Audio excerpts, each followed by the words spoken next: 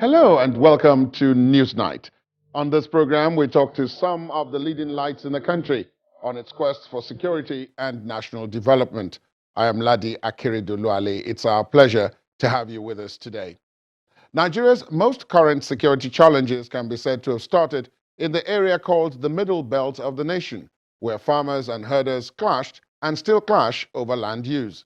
Since then, the matter has taken on different forms, but the citizens of that area continue to allege injustice. My guest is the chairman of the Middle Belt Forum, Dr. Petrus Pogu.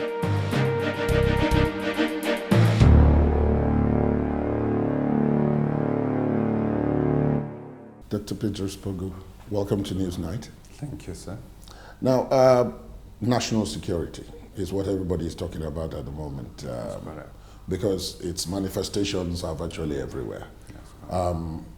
But those who trace back the narrative say that in more recent time, the most recent one we're going through started off in the Middle Belt, most prominently with the herders and farmers clashes that then snowballed into other things elsewhere. Banditry, cattle rustling, armed robbery, kidnapping, and all the others.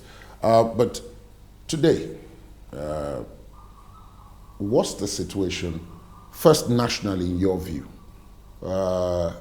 in terms of national security, and then we'll now take it down to the Middle Belt specifically?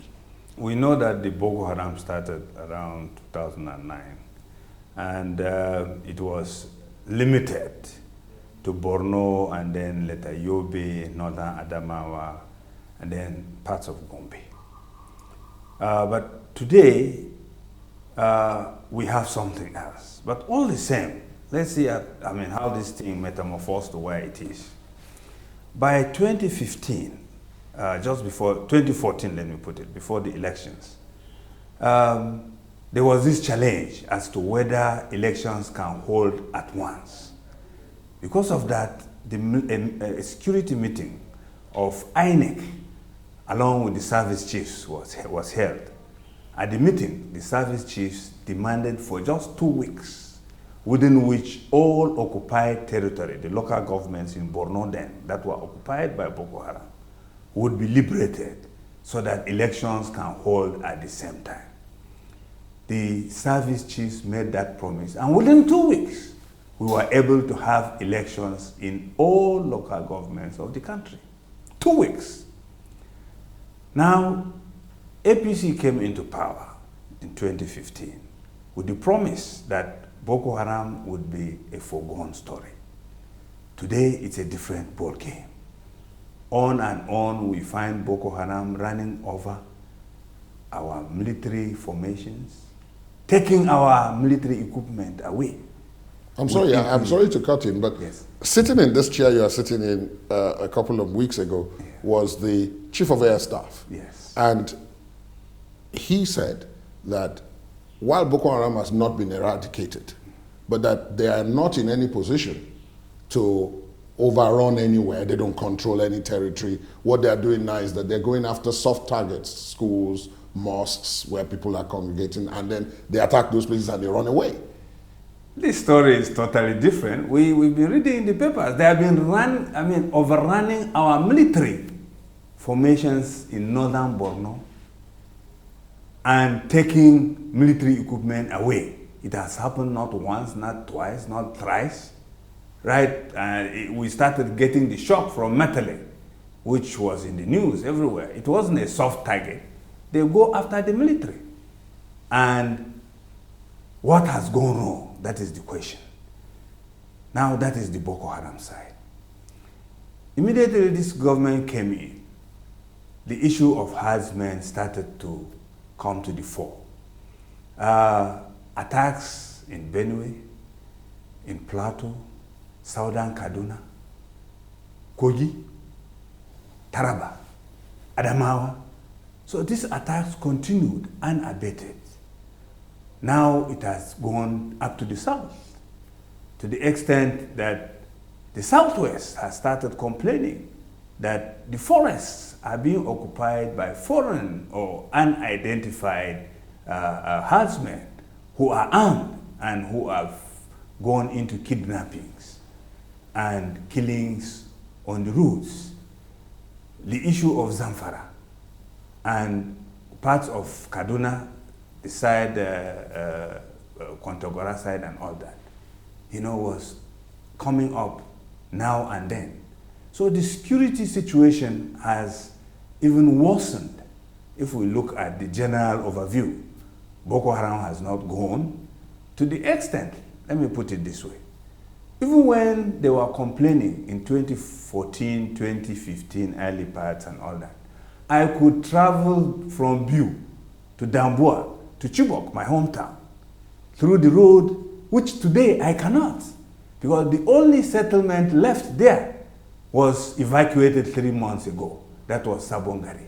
So has it improved or has it deteriorated? If I leave Chibok, northwest of Chibok, go just 7 kilometers, there is no settlement in any place till you maybe reach Maiduguri. In the whole of Goza local government, there are only 3 settlements. Limankara at the border with Adamawa, Goza town itself, and Pulka. Beyond the road, there is no settlement in the bushes all through and through. What's responsible for that? Boko Haram. It's now Boko Haram territory. And as in they control the territory? Of course. The evacuation of Sabongari just 3 months ago was because military stationed soldiers there severally. There was a time, I remember in 2014, I tried traveling in the night as a politician. I was stopped. In front of me, it was a tank, a war tank. That was what they used to stop me and told me, this road is not passable in the night. You have to go back. Today, who stopped you? The military? The military. Today, there is no military presence on that road till you get to Damboa. Why? North of that place is a place called Alagarno, which we know is the operational headquarters of Boko Haram. As we know, they have not been removed by the military, whether using firepower or using the Air Force or using whatever it is. They are still there. And then they tell us the thing is over. How is it over? Who has removed them from occupying large parts of Damboa local government? The fact that Damboa itself as the headquarters is still there. Nobody from Damboa can go to Maiduguri along the Damboa-Maiduguri road. Nobody from Damboa can go to Biu and to other parts of the country through the Damboa-Biu road. The only road they follow is Damboa to Chibok, to Uba, before they find their way to other parts of the country. Has the thing improved? I don't believe it. You're from Chibok, so let me use the opportunity to ask you about the situation with the Chibok girls. They were kidnapped. Yes. 14th April. Indeed, yes. In 2014. 14, yes. Since then, of course, since this government came to power, I think 2 batches have been released. Yes. Leaving, the number is in contention, but I'm sure you have the precise figure. Slightly above 100. 100 in Boko Haram custody, yes, as we speak. Yes. But there has been progress, and the president more recently has promised that even those 100 or so girls still remaining will be brought home by his administration. Yeah. Given what has happened, the antecedents, that indeed there have been these releases, do you have cause for hope? To me, I'm an optimistic person. I'm not a pessimist. I believe if the government has the will, these girls will be released. Why do you say that? What's the will? What do you mean by the will? Let me give an example. Before Jonathan left office, his kith and kin, Chief Edwin Clark particularly, tried an effort to get some of those girls released. That was late 2014, early 2015. Now, some people assisted in the negotiation. He didn't mention the name of the journalist, he said, but we know who he is. And they reached out to the Boko Haram. The Boko Haram insisted that they have about 11 of their commanders held in Nigerian prisons. If those people were released, they would release the girls, because the girls were a burden to them. And where were they going to release them? Around Gujiba, still not far from Alagarno. Now, the negotiations continued. They were able to identify 4 of the 11 they demanded. Unfortunately, the 4 happened to be all Fulani. And from his report, this thing is in public knowledge. I can give you a copy because he gave me a copy, which he gave at his 92nd birthday. He said that because some forces in Maiduguri were not happy with the 4 being all Fulani, that the Kanuri commanders were not released. They intervened and stopped Boko Haram from releasing the girls. So it means the girls are there. That is one. It means there are forces in Maiduguri who are in connivance or in some relationship with the Boko Haram. Otherwise, how would they influence the release of the girls negatively by saying, yes, Kanuri commanders have not been released, so we cannot release them? The fact that the elder statesman was willing to publicly produce this document indicating these facts means that something is wrong with this country. And we believe if the will is there, these girls will be released. Maybe what I think is they are just using these girls for political purposes to get and gain political mileage. Let me ask you about the ones who've been released. Yes. They went through a period of rehabilitation supervised by the Ministry of Women Affairs before they were then reunited with their parents. There were a number of them who were taken abroad. Yeah. What's the situation with, where are they now? How are they doing? Do you have that information? Not all, I cannot say, because generally speaking, yeah, those that have been released have had rehabilitation. Some of them have gone back to school, nearly all of them. And those who escaped also earlier have also gone back to school, especially those who have gone abroad, because different countries made contributions towards rehabilitating and educating them. They are doing fine.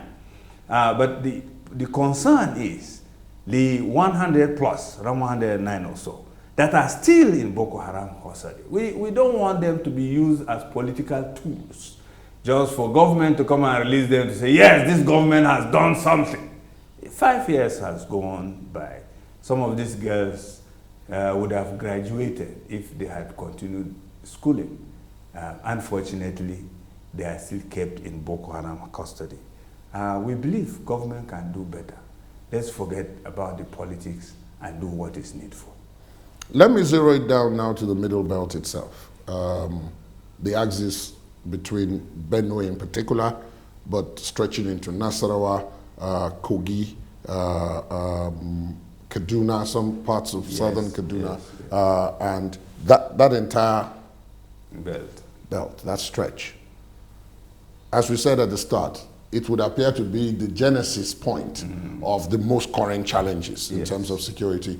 Is it better there now? We don't hear, as we used to hear as regularly, about the clashes between herdsmen and farmers, particularly in Benue, for example. We don't hear as much. It's the aftermath of those earlier ones in terms of the IDP camps and so on that seem to now be prominent. Yeah, let me start first by correcting this notion. Within the Middle Belt Forum, we don't believe there's anything called farmer-herder clashes in what is happening now. We've had in the past in Nigeria, farmers clashing with herders over encroachment on farmlands, etc. And those matters are usually taken to either the ward head or the village head and resolved amicably. But what is happening now is not like that. Poor farmers are attacked without provocation. And the attackers don't come with cows. That's another thing people need to know. These people come as armed men Fulani armed militia and attack farmers. Are you sure they're Fulani? Oh, if I say a Fulani man, you don't have to tell me. The unfortunate thing is some of them don't even speak our full day. Which is why I asked the question, how you know they're Fulani? The issue is the fact that Mieti Allah severally, within the Middle Belt scenario, admitted responsibility. Mieti Allah. But Mieti Allah is in two parts. No, hold on. Mieti Allah cattle breeders. Mieti Allah is a Fulani outfit, but they are a union of cattle breeders. So the fact that they used to accept responsibility for the Middle Belt one, anyway, not the other ones. Clearly, do they accept responsibility, or do they say that, yes, that happened, but it was a retaliation for something that had happened earlier? Oh, if it is a retaliation, and you are saying you are the one retaliating, it means you are Fulanis. So the issue is, to us, they are just terrorists who have come to terrorize our people with one view: displacement of the people and taking over their lands. Maybe it was to start the process of land grabbing, and then eventually, since it became unpopular, now government came out with Ruga, which to me is the same thing, because one, we have an example of Ladoga in Kaduna, which is a cattle settlement, which is supposed to be a ranching area. This area was initially identified by the colonial masters, 35,000 square hectares, 35,000 hectares. The current governor came and added 40 more thousand, making it 75,000. You're talking of Malam Nasser El-Rufai. Now, there is something funny about the whole thing. One, even during the colonial period, they wanted to compensate the locals with £2 million sterling. The records are there, we have it, because we are preparing to meet Nasser El-Rufai at the right time. Nasser El-Rufai came and grabbed these lands from locals and handed over to the Fulanis.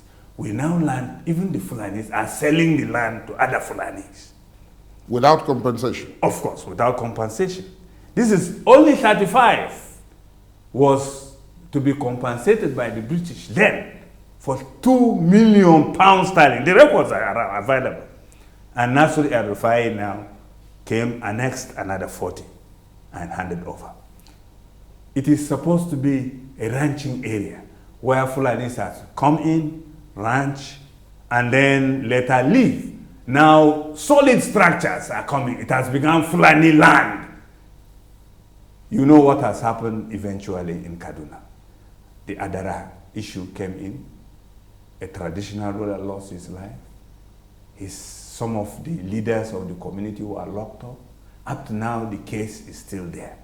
And it's still facing, it's still at the investigative level stage.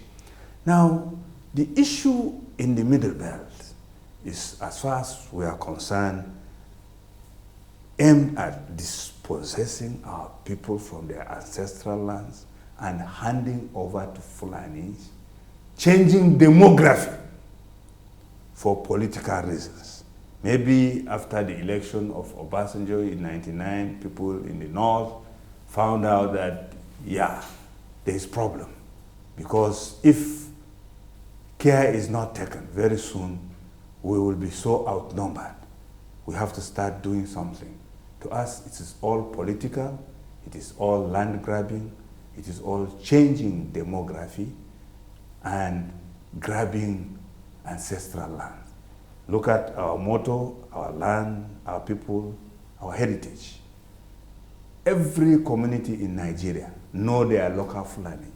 If the government is sincere to start ranching or creating some safe haven for Fulanis, the first thing to do, as far as we are concerned, is every community know their local Fulani. Find a way of accommodating them to have enough ranching space so that they will not be moving around. That can be done in this country. Not to allow an inflow of all Fulanis around West Africa and Central Africa into Nigeria and then populate the Nigerian space with Fulanis for whatever reason. You had the opportunity, some would say, Yes. a good opportunity to interface Yes. with Mieti Allah and other such groups which represent this this herdsmen, this Fulani group that you, if they are indeed Fulanis that you identified. But the Southern and Middle Belt Forum said they weren't going. Yeah. The former head of state, General Abubakar, convened a peace parley in Mina a couple of weeks ago, precisely to say, look, what exactly is the problem? Let both parties, or any number of parties, come and face each other and let's talk. Yeah, let me explain why. Yeah, Let me explain why. You spawned that You see, offer. we are socio-cultural groups. We represent nationalities. If the Fulanis have their socio-cultural group and they are there representing them, we will sit down with them and talk on behalf of Fulanis. But the Mieti Allah is a trade union. Are you getting me? Yes, but it represents the people who are doing the fighting. They are a trade union. A trade union, we have trade unions within the bill. We have yam growers union. They can go and discuss with them. But if we are discussing at the level of nationalities, then it is the umbrella body of the Fulanis who will come and talk on behalf of Mieti. We'll sit down with them. But why should I even go and sit down with somebody who will come and kill my people? That cattle are more important. I will rather prepare for the D-Day. People are just watching. Why are they now complaining? Because they have realized they went and touched a big group, the Yoruba group, killing the daughter of the leader of Afenifere. They thought now it's not going to augur well. The way things are going, there may be genocide because we may be descending down to the level of Rwanda. And if that happens, they will wipe us out. Let's start talking peace. But earlier, like last year, when they were killing people in the Middle Belt, they come and busted. We did it because our cows were harassed. People are not inferior to anybody. Neither are the people afraid of anybody. The way things are going in the Middle Belt, it's clear that, yes, there are forces out there that support these groups and ensure that they have successful outings. They come, attack local communities. If after the attack, the local communities try to regroup, to fight back, then the military will stop them or the police will stop them. But when these people come to attack, nobody comes to aid them, to rescue them. The primary responsibility of government is security and welfare of the people. Our people are not being secured, they are not being protected, and that goes in line with what General T.Y. said earlier last year when he said people should defend themselves because he believed he had evidence that these criminals are colluding with some of the security forces. Of course, from what has happened now about the kidnapper, he is being justified. Which one of the kidnappers? The one who, the notorious man who has just been Recaptured by the police. So it is quite clear. It is quite clear now that yes, it is true. What he said is true.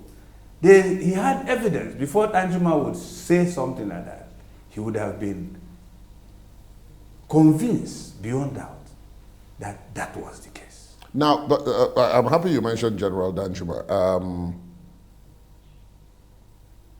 The matter has now assumed some kind of ethnic dimension.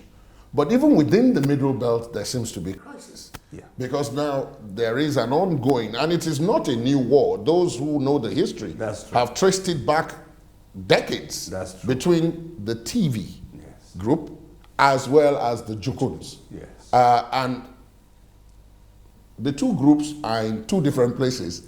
They have lived side by side in those two different places because they are TV in Taraba, just like they are Jukun in Benue. Yes.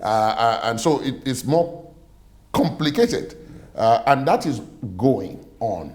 So even while you made reference to General T.Y. Danjuma's statement, General Danjuma is a Jukun. That's correct. So does this not bring about some level of complication to what should be, as you had previously described, a straightforward narrative? That is correct. What we are appealing to the two warring groups, that is the Tiv and Jukun, they are all of Taraba. The Tiv are of Taraba indigenes. The Jukun are also Taraba indigenes. There have been problems over time. And sometimes, anytime a small trigger comes up, the thing escalates. Unfortunately, and I say unfortunately, from what our investigations show, there are parties that are fueling this problem to undermine these two nationalities. And remember, the problem is happening in Taraba. So though Totiv is in Benue, it's supposed to be handled in Taraba, not by external interferences. We believe these are all our members. We talk with them. We understand the pains both groups are going through. And we believe efforts are being made at all fronts to ensure this thing stops. One, there's effort from the governments of the two states. Autumn is involved because he's a Tiv man. There are efforts from the traditional rulers. The Tiv traditional ruler, that is Totiv, and the Akuuka of Ukari. There are also efforts from clergymen, given that they are all Christians in the majority. So, yes, there is this problem on, but we thank God, Darius, whose wife, the first lady of Taraba, is a Tiv woman, came out to say one very important thing. And that thing is, the Tivs are indigenous to Taraba. They are not settlers.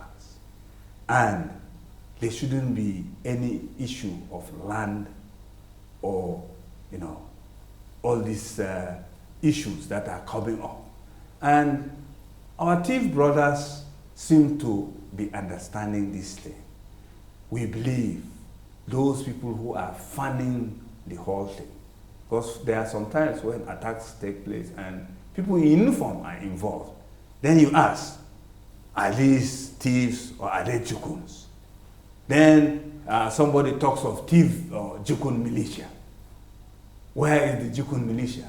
You just feel, aggrieved and then pounce on the other group. So that means both groups don't have militia?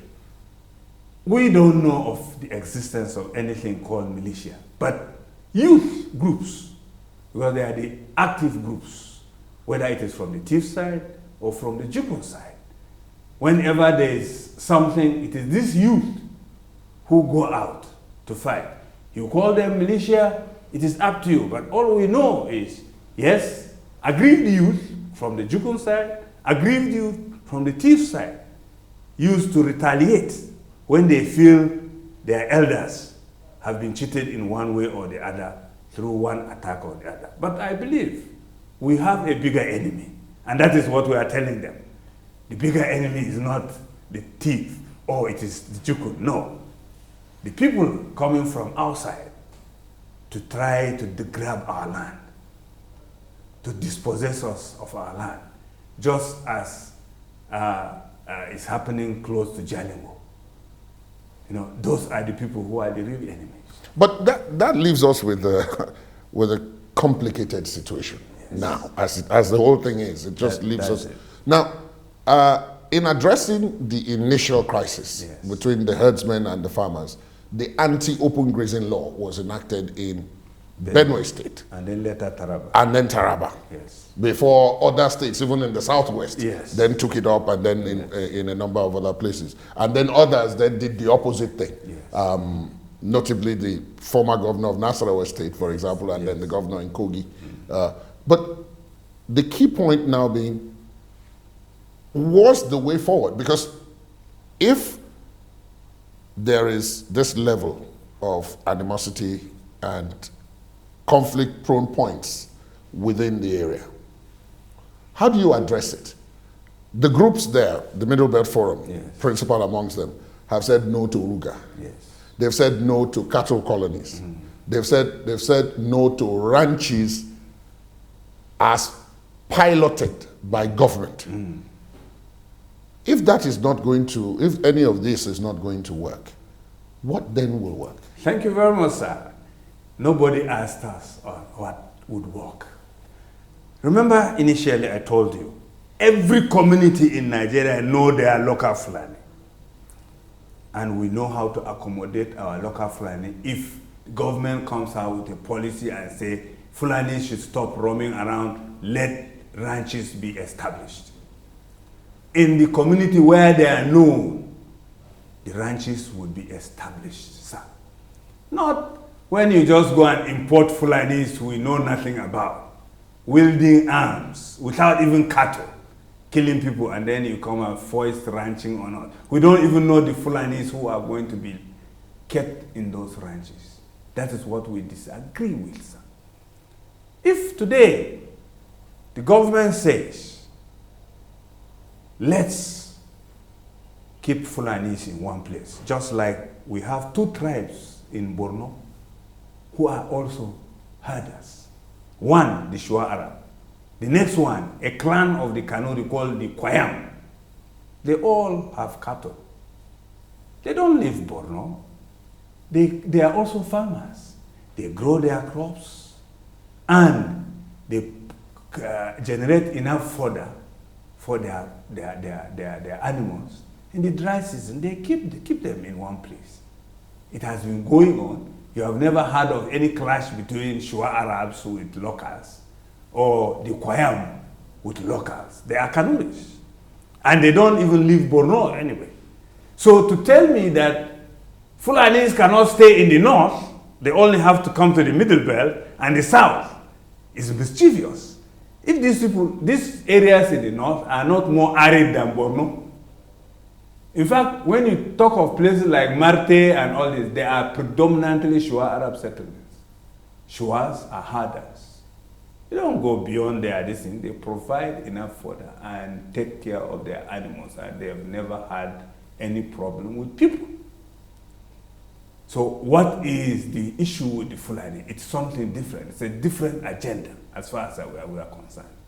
But if the government want, just like it is in Benue, herding is a business. But of course, because of national unity, communities can cede land, just as you can allocate land to somebody in the FCT and say, yes, these are our local Fulani, they have been with us, they used to go and come, we'll settle them here. Give them so hectares of land. And government will provide some facility or amenities so that they can operate freely. There will be no problem. Nobody will object to it. But you bring people we know nothing about from wherever, and at any given time, sir. Some of the Fulani speak even our local Fulani or Hausa, they don't understand. Some of them will talk to you in French. They are not Nigerians, and you want to accommodate all of them in Nigeria just to boost your population and be able to control us. No, we cannot accept that. So that is why we kicked against these things. Because as far as we are concerned, it has a sinister motive. It is not aimed at settling Fulanis. Settling Fulanis is an easy thing if government is sincere. Because every community in Nigeria know their local Fulani. Even in Yoruba land, they know their local Fulani. They have been there with them, they know how to settle them. If government has a policy to settle them where they are known. So that is the reason, sir. Now, the other thing that is contentious is this water resources bill. Yes. Now, the first time it was introduced in the first term of President Buhari, opposition to it was so strong. One of the places where the opposition was strongest also was the Middle Belt. That's true. Now we understand that it is coming back. The Senate President, Ahmed Lawan, referred to it during the ministerial screening that Yes. the bill will return. Yes. But most people don't understand what the dynamics of either the opposition or the recommendation of this thing is. While there's this opposition from various groups, the Water Resources Minister, Suleiman Adamu, did talk about the fact that there are certain advantages, and he tried to explain during his appearance at the Senate. And a lot of people who listened to him said, if this is it, then what seems to be the problem? So is it a question of lack of awareness of what it aims to do, or is there more? Sir, when you find things like the attacks, especially in the Middle Belt, whether it is River Niger, Benue, the tributaries or distributaries, whatever, much of it is in the Middle Belt. For a long time, let's say from the second term of General Obasanjo's government, we have seen importations of people and settled around riverbanks in forests within the Middle Belt. We've watched it. I've been alerted at several times when such things happen. Some of these people come in trucks, in trailer loads, in their thousands, and they are accommodated sometimes by traditional institutions. Because the one particular one I can cite, it happened 2013, and then a second batch came in 2014 and settled around the bank of River Howell in Howell local government. They were received by the district head of Kwajafa then. I learned he is now late. Now, in which state is this? Borno State. Okay. I'm just giving, and it has happened in so many other areas in this country. People who are brought from God knows where and settled in these forest areas around riverbanks. And then now, of a sudden, the government came trying to take over rivers, inland waterways. Of course, with some kilometers around the riverbanks.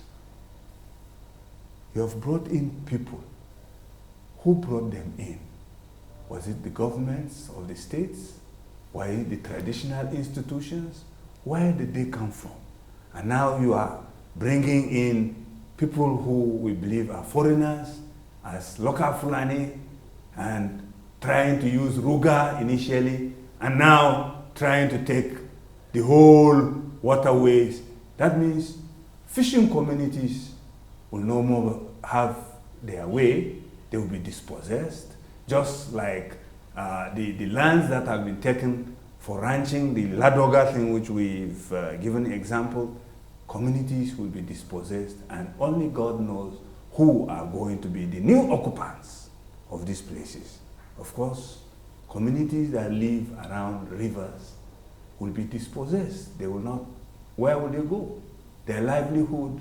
The government will say, no, we are going to the, but in the end, we have an example. Everybody will say, no, ancestral lands are ancestral lands. When the British came and colonized Nigeria, they met us in our territories. Each person has its territory. Each tribe has its territory. Each ethnic nationality has its territory. Dispossessing these tribes, these nationalities of their territorial land is unacceptable. Nigeria should be accommodative, not to allow some people to, just because of political interest, do things that will change the way we live, where we live. I mean, let's even come to, though it is not a river. Here we are in Abuja. This place used to be occupied mainly by the Bagi or the Gwari, we call them. Up to now, we have not even solved the problems of FCT. How many years since its existence? And then all inland waterways are taken over, and majority are in the middle belt. Sir, unless something is done, if that bill is passed, for whatever reason, though we are going to try to shoot it down, it's going to create greater crisis than the one we have now. Now, you're working with leaders from the southern part of the country, so hence the Southern and Middle Belt Leaders Forum. Yes. And you alluded to it earlier in the interview where you talked about politics, yes, and the politicization of some of these things. The relationship, some have described as politics as well, politically strategic, because the forum has identified some key strategies that it wishes to work on, yeah, and those strategies can be described as political. yes. Now, historically, that's a major shift, because all along, historically, the Middle Belt had always aligned itself more, or appeared to align itself more with northern interests rather than southern interests. Some would say what you've said explains partly the shift. But is this something that you think we're carrying on? What's the objective behind this? After the 2014 conference, The national conference. Yeah, national, let me say even prior to that, the partnership started developing. We all realized that we had some commonalities, being we all wanted this country restructured. What the British left us with is not working. Before even independence, the Willings Commission was set up to look at the situation of minorities in the north, not in the south, and to proffer solution. Minorities in the south benefited. Midwest province was, this region was created. But the north at that time insisted, because of the benefit of having the minorities of the north lumped up with them, giving them numerical value. They ensured, and the British connived to ensure that the Middle Belt region was never created. Some people even argue, why northeast states like Adamawa, Taraba, etc., and northwest parts of southern Kaduna, and if one goes to the Willings Commission, he will see that some of these places were visited. They visited Numan, visited Wukari, visited so many other places where minority nationalities were in existence before independence. And there were recommendations by the Willings Commission, but it was never implemented. So it's this same group now who still feel marginalized, just as J.S. Tucker and the pioneers of the Middle Belt movement started, who are now partnering with the South with a view to ensuring that Nigeria is restructured to accommodate everybody equally and equitably. Now, I'm happy you mentioned that, because it then takes me naturally to the next stage of it. There are those who are looking at the whole scenario, even the security challenge, this partnership you talked about, and so on, and saying, look, all this is geared towards 2023, the next political contest for the power in the country. And the calculation is thought that, look, as it stands now, things are very fluid. And because they are very fluid, nobody really knows what exactly is going to happen next. And therefore, people are placing their cards on the table. When you talk about restructuring the country, there are those who ask, how does that work in practice? Because there is a structure. You have argued that that structure is not really working, but it is there. Now, to move from that structure to that which you and others like you propose, there must be a process. There are those who have said, no, they don't agree to that process. So how do you bridge that divide? The issue, sir, is processes have to be followed. The Constitution cannot be jettisoned. Provisions within the Constitution have, to constitute what we need to do to get to the next level. recommendations were made in 2014 during the conference with a view to addressing many of our national issues. What the Middle Belt requires as the restructuring may not be the same with what South-South or Southeast or Southwest requires. But we believe that it will be accommodation, and the National Assembly is key to these processes. You know, when we started trying, our initial issue was security. Those of us who are 60 plus, we knew we grew up knowing two types of policemen in the country. One, in the north, we had these two, it was Hausane, Dandoka and Dansanda. Dansanda is the Nigerian police. Dandoka was the NA police. The native authority police.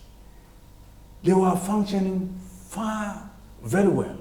And in fact, in terms of law enforcement at that time, we didn't know what the Nigerian police, they were only found in some headquarters or wherever.